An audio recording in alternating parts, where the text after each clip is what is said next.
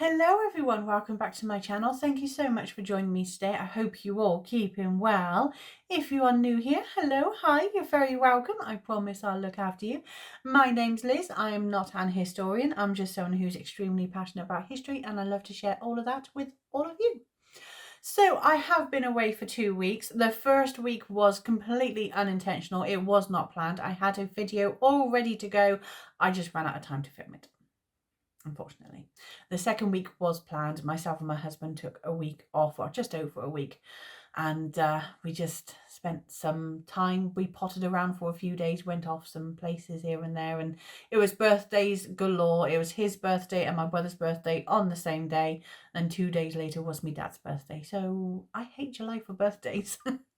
But anyway, so I am back. We're all feeling refreshed. My husband went back to work yesterday. I am back at work tonight. If you didn't know, I am a support worker and I work nights. So I am back in tonight. Anyway, so let's get back into the videos. Today's video is a little bit different as it had, to what had been going on.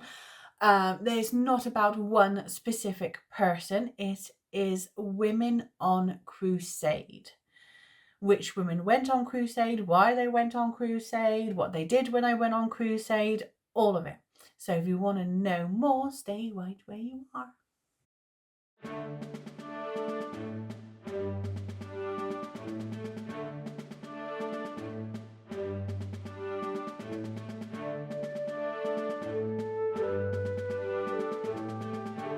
The crusading movement was an enormous enterprise and it preoccupied a good part of Western Christians' attention from the late 11th century to the 13th century. Women's involvement in the crusade had started at the very beginning before the First Crusade, when Pope Gregory VII had approached Matilda of Tuscany. Matilda was one of the most influential women in medieval Europe, and she was known for her military and political prowess and her ceaseless patronage of the Christian Church. Now, Pope Gregory had asked Matilda and her mother Beatrice if they would get involved in an exhibition he was planning to Constantinople to help the Christians of the east of the Mediterranean. And Matilda and Beatrice were asked because they were noble and they had military resources. It's possible that Matilda had the intentions to lead her own troops into the field, or possibly intending to take troops in person, or she could of appointing a male commander, but that particular exhibition never fully got going. But what was really interesting, that the first two people who Pope Gregory approached about the idea of a holy war and to support Christians was women. Many women joined the First Crusade. There was noble women and ordinary women. They would accompany their husbands, and these women were left in a position of having to look after themselves and their children they had with them if their husbands died in battle or from disease. Now, the clerics in the Crusading army weren't keen on having women on crusade. They called them loose women who hung around because they didn't have any men to attach themselves to. But the Crusaders themselves came together with a support system to the Crusaders who had been killed. Now, there wasn't such a thing as birth control. So with so many women going on crusade, the chances of women falling pregnant was extremely high. And there was reports of women giving birth to their babies during the crusade and they were not being able to support them. And unfortunately, they were having to leave the babies at the side of the road. It was a truly, truly horrendous and shocking time. Now, there were women who contributed in the Crusades. There was Alice of Blois. I still can't say it after all this time. In the 13th century in Jerusalem. Now, Alice was originally intending to go on crusade with her husband, but he had died. So Alice took her own army out to Acre, and once there, she had a tower constructed and a church built.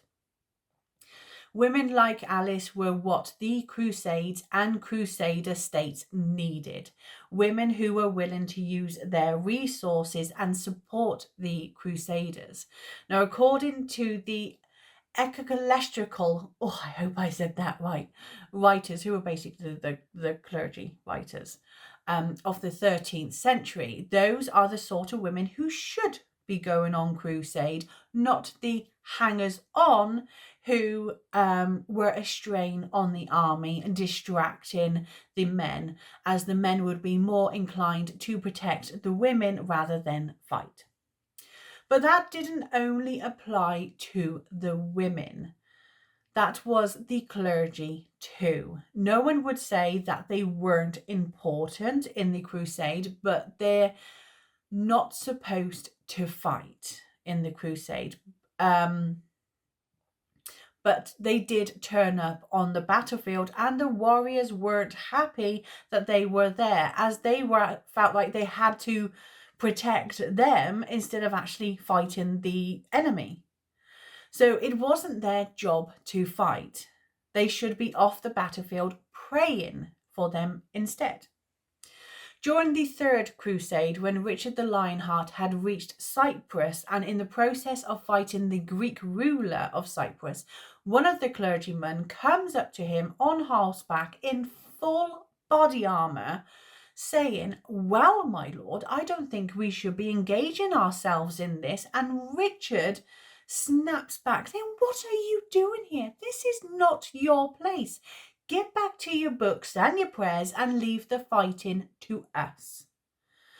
Now, the Pope and those preaching the Crusades had tried to discourage the non-combatants going on crusade, preferring them to make a financial donation. But if they still wanted to get involved, go to a religious house and pray for the Crusaders. They were never able to stop the non-combatants going on crusade. If they needed to accompany their husbands or were in service of someone going on crusade. There were female merchants going on crusade. They were selling the necessary equipment, but they were asked to make themselves useful. The women were asked to do non-specialized military tasks, such as filling in ditches or throwing stones at the enemy if they become under siege, and carry water to the soldiers or to the wounded, and to do other important jobs that needed doing, that didn't require military skills. Women were regarded as encouragers and comforters, and the women were the ones who encouraged their husbands or their sons to go on crusade and give them the resources they needed in the First Crusade. Count Stephen of Blois, can't say it again, who was King Stephen's father, he had written home to his wife Adela, telling her of what was happening on the crusade. Now, Stephen had deserted Antioch in 1098, and when he returned home, Adela was furious. It was seen as, dare I say, as a sin. He left the Holy Land. It was seen as this glorious thing that he went on crusade and everything, and she was not happy, and she persuaded him to go back in 1101, and unfortunately the following year he was killed. Now, women didn't fight on crusading campaigns, as the culture to which they belonged to didn't expect women to fight except in emergencies, when the women would be expected to pick up appropriate arms and armor so they could fight. There's a famous woman from the Crusades, Margaret of Beverly, also known as Margaret of Jerusalem.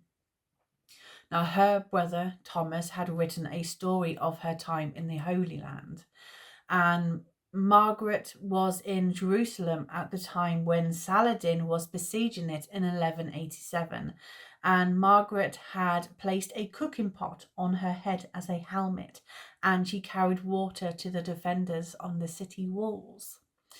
Now, many women went on crusades, but it was only the elite women who were named. Most of the accounts simply say woman who helped fill in ditch, woman who with bow and arrow defending the castle, women who carried water to injured soldier, that sort of all those sort of things. The accounts on both sides come from the culture traditions where women should not be in warfare except in extreme emergencies, where the men weren't able to fight or something similar. Then it was socially, culturally, and religiously acceptable for women to step in. Most of the time, those writing the accounts didn't want to talk about women because it made their side look incapable, it made them look bad. They spoke about the women on the other side fighting, as it showed how terrible their enemy was for allowing women to fight. And the women on their own side wasn't really mentioned as much as women was talked about. It was in specific areas, such as given spiritual support. The queens in the Spanish kingdoms were allowed to give variable support to their husbands and sons, but should never mention that the women were involved in raising an army. That is not what women should be doing. A woman shouldn't be in defense of a fortress unless her husband isn't available. But even then, she should be fearful and trembling and scared. And they were meant to be felt sorry for.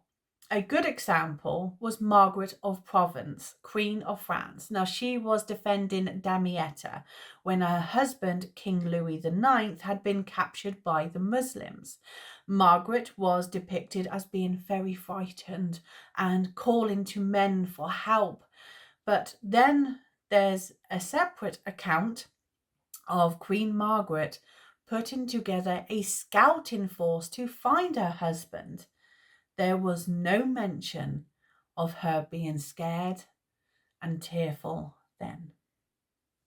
Sometimes women were invented by the accounts if a victim was needed to say it was too dangerous for women to go on crusade.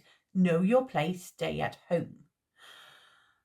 In the First Crusade, a noblewoman named Florena, who was supposed to be the daughter of the Duke of Burgundy, was mentioned of dying during the campaigns in Turkey and killed by the Turks. Whilst riding without her husband-to-be, it was seen as tragic.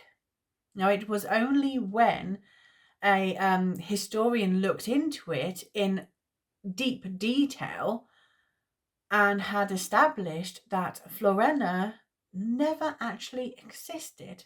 She was only invented to make a point. The truth was, women was involved in the Crusades at every level. They don't fight, unless in extreme emergency situations. Queen Margaret defending the city of Damietta when Louis IX was captured. Louis had then left Margaret, who was heavily pregnant at the time, to head south to Egypt to lead his army. Louis was later captured and Damietta became under siege. Margaret was, she had sent a scouting force to look for her husband whilst also trying to organise the defence of Damietta. Margaret had done all of that whilst being heavily pregnant, giving birth, and after the birth, Margaret was still unable to rest after having her baby. She had to get herself and everyone else evacuated in exchange for Louis's release. One of the most famous women to go on crusade was Eleanor of Aquitaine. Eleanor went on the second crusade with her first husband, Louis VII, traveling with Louis from Turkey to Antioch onto Jerusalem during the third crusade. And although not physically present, she had supported her son, Richard the Lionheart. And when Richard was captured, she raised the ransom. Eleanor had a diplomatic role in the Second Crusade, as she was receiving letters from the Empress of Constantinople, a German princess who had married the Emperor Manuel Comnenus. I hope I pronounced that right. When they were at Antioch, Eleanor was negotiating with Prince Raymond, who was Eleanor's uncle. Now, Eleanor was trying to organise a campaign with Raymond and King Louis, but Louis was very suspicious of both Raymond and the Emperor of Constantinople. Louis was afraid his crusade would be taken over by somebody else, and he thought that Eleanor was being far too friendly with those other people, particularly Raymond. Eleanor was accused of having an affair with her uncle, although there is no such evidence that backs that up. It wasn't until the crusade had failed that Eleanor had been accused of sleeping with Raymond. In later years, Eleanor was also accused of having an affair with Saladin. Yes, Saladin, who at the time was only 10 years old. Eleanor was also much later to have said to have been wearing armour, and she rode into the battlefield with her ladies in waiting behind her. She didn't. It sounds amazing, it sounds glorious, but she didn't. It wasn't just going on crusade that was dangerous. It was dangerous returning from crusade. On the way home, the French exhibition gets mixed up with a conflict between the Sicily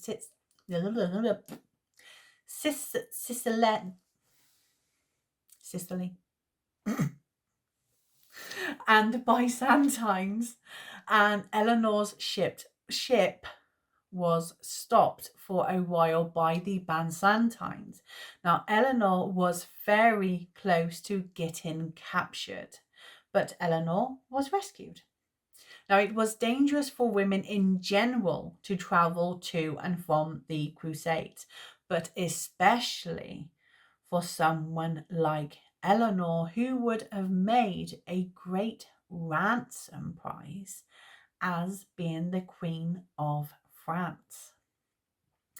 Eleanor's second time on crusade, in the third crusade, she went to Sicily when her son Richard the Lionheart was on his way to the Holy Land to take Richard's bride Berengaria of Navarre.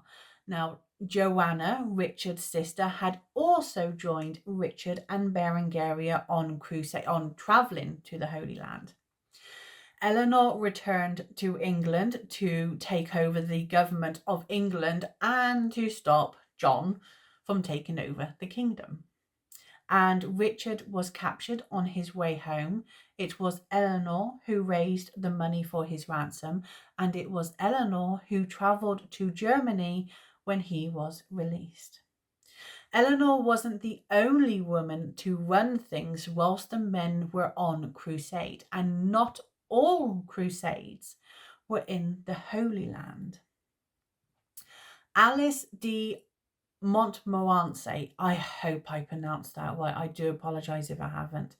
She was the wife of Simon de Montfort the Elder. Now, during the Albigensian, hope that one's right as well, crusade from 1209 to 1229, Simon became the leader of the Albigensian crusade. Alice, she had spent most of the crusade travelling around northern France in the Low Countries, raising recruits to support the crusade, and her husband Simon could not have kept going if it was not for Alice. Alice was also defending the castle at Toulouse, whilst the Albigensians were organising a resurgence against Simon. Alice was defending the fortress at Toulouse, and Simon was bombarding the Toulouse from the outside. Now, Simon was hit by a stone from a stone thrower, which was reported to have been operated by a woman. And Simon was killed, and Alice was naturally devastated. But their eldest son, Amore, I think it's Amore, I'm not quite sure how to pronounce it. He then later became the leader of the Crusades. Although he later abandoned the crusade, Alice once again travels north to gain more forces to support her son. Another woman involved in the Crusades was Blanche of Castile, wife of Louis VIII of France. Now, Louis had joined the Albigensian crusade when he was Lord Louis before becoming king. After he became king, Louis had led an expedition south, but Louis had died on his way home. Blanche naturally was devastated over her husband's death, but she carried on with the war. She sent forces south to fight against the Albigensians. That's such a long word for me to say. That's such a hard word for me to say. And having the treaty renegotiated, which brought the whole thing to an end. Blanche at this point was acting as regent for her son Louis IX. When Louis went on crusade to Egypt, Blanche didn't want him to go. She said that Louis wasn't of a fit mind when he signed for the cross, as Louis was ill at the time. Blanche tried to talk her son out of it, but Louis was adamant. Louis was a very pious man and believed it was what every good Christian king should do. His grandfather, King Philip II, had went, as did his father. Louis did go on crusade, and so did his brothers, and unfortunately not all of them made it home. During Louis's absence, Blanche was regent, and she raised money for him when he was captured in Egypt to help pay for his ransom. Noble women who went along with their husbands, there was their fathers, brothers, there were also women who were serving. They were holding markets, they was grinding corn, they was cooking, they was doing healthcare. It was a female physician who looked after Louis IX when he was on crusade. In the 12th century, there wasn't really a term as going on crusade. It was known as going on pilgrimage. The difference between the crusaders and pilgrims? The crusaders were allowed to carry weapons, whilst the pilgrims weren't. And because women didn't really carry weapons, should they really be called crusaders? But more importantly, did they see themselves as crusaders?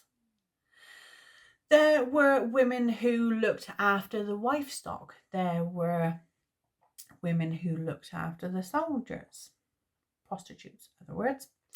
But that was seen as a sin, as there was worry that the men wouldn't be successful in their battles as they committed sin with a prostitute. On the Third Crusade, there were washerwomen. Now, the washerwomen, they had to be the washerwomen who were supposed to go on crusade, and they had to be washerwomen of a good repute, basically. In the mid-13th century, there's a list of a crusade ship that went out around the time of Louis IX. And on that passenger list was a large number of women, some travelling with their husbands, some travelling in groups. There were even women travelling on their own. There's also women who was claiming titles in the East. Now, I mentioned her before, the story of Margaret of Beverly. Margaret's parents came from a small market town, Beverly, in Yorkshire. Her parents go on pilgrimage to the Holy Land, and Margaret was born in Jerusalem. Margaret is also sometimes known as Margaret of Jerusalem. Margaret spoke of the hardships of coming back from the crusade. And once they've arrived back in Beverly and got settled, Margaret's parents had a son who they named Thomas, a younger brother for Margaret. And Thomas, he grew up to become a cleric, and he goes into work alongside Thomas Becket. Now, it seems that their parents had passed away as Margaret became involved in looking after her brother and his career. And when his career becomes settled, Margaret decided she wanted to go back to Jerusalem. She goes on pilgrimage and she reaches Jerusalem just as Saladin sieges it in 1187. We're able to know about Margaret because her brother wrote an amazing detailed story about her after she had died. Now, he wrote it as the first person, so it's almost like Margaret herself is telling the story. She spoke about her time fighting in the wars of Jerusalem, where she wore a cooking pot on her head as a helmet and takes water to the soldiers, and she gets hit in the leg by shrapnel from a millstone thrown against the walls, and how she's got the scar to prove it. When Jerusalem is taken by Saladin, he takes a tribute from those who can afford it to be able to go free. Margaret manages to pay for her freedom, but after doing that, Margaret is taken into slavery for a while, and she's having to do hard labour, which she describes in a lot of detail. She's fine, but only ransomed by a kind Christian from Tyre who pays for her ransom. Margaret, she doesn't go back home straight away. Instead, she decides to go on another pilgrimage towards Antioch to see Margaret of Antioch's place. And she gets taken into slavery once again, but she manages to get freed.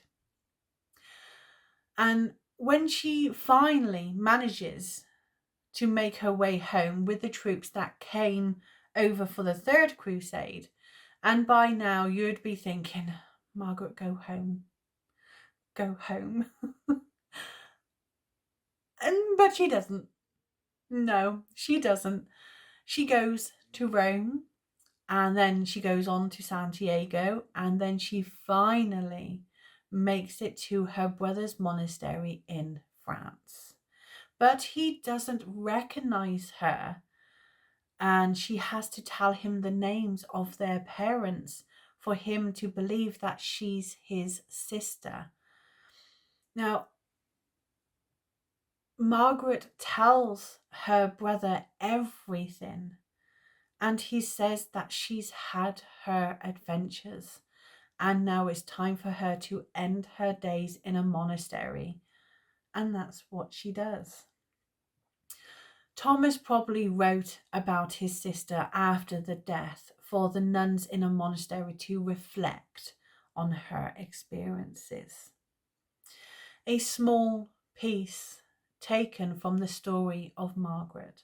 Quote, "When I was conceived, my pious parents left England on pilgrimage. To Jerusalem I was carried there in my mother's womb.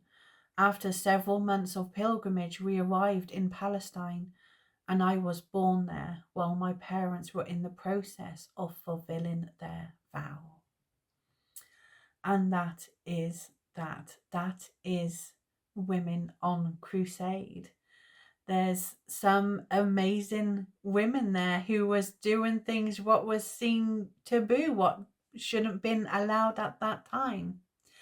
And as usual, there's some women who got forgotten simply because they were women and they were seen they shouldn't be on crusade, shouldn't be doing such things. They should be at home looking after the babies and the house and all of that. But there we go. So I hope you enjoyed today's video. Please give this video a big thumbs up and a like and share and subscribe and all the good things. And let me know your thoughts. Let me know whether you would like me to do a video on Margaret of Beverly, or even if you'd like me to go back and do a video on Matilda of Tuscany. Let me know your thoughts. And as always, be kind. There's no need to be mean. There's no mean today. Anyway, thank you so much for watching, and I hope you enjoyed today's video. Look after yourself, take care, and I'll see you soon.